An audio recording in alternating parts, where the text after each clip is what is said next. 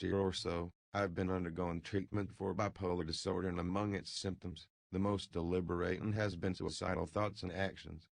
Finding happiness is the most difficult facet of my life. Attaining it is impossible once a thought of distress or anxiety runs through. As a result, I turn to music, an accessible art where emotions and ideas are at its most apparent, for comfort.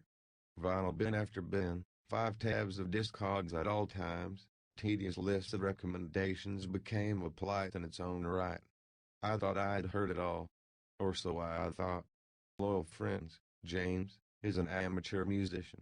Edm's primary style of work and is arguably the love of his life, besides Corlick's amazing art. My first listen of James' music came from an ordinary scratch.mit.edu link to one of his dozens of projects. In a metaphorical stance, just like no other. It's like if you asked Effects Twin, Beethoven, and the Beatles to merge their sounds together but make it sound good.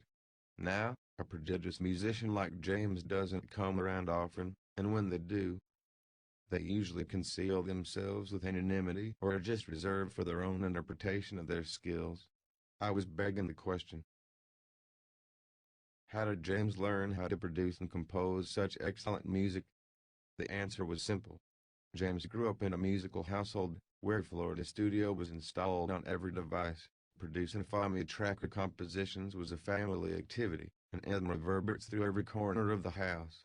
In his lineage is Charles William Chrisman, a name that sounds very forward and projecting a musical identity.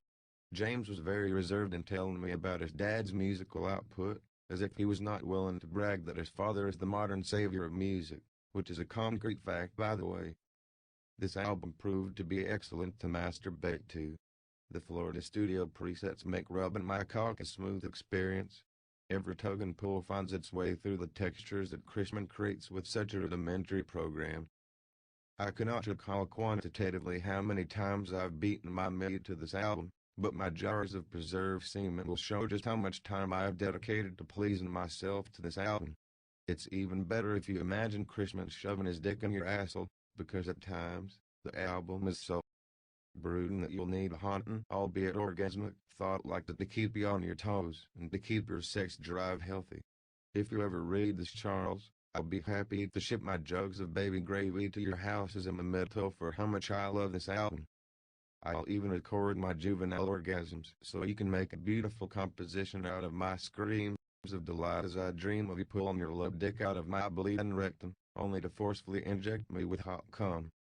If I could live the rest of my life riding your Bangkok, then I would voluntarily make the sacrifice of nullifying my future all to be your little baby femboy. Strap me to the bed and poke my genitals with heated strips of metal until I let loose a gushing river of urine and semen all over my thighs. Beat me up. Fuck me. I need your fluids. Truly a masterpiece, Chrisman. Bravo. I'll ejaculate with your name on my lips and your music reverberating through my anal cavity.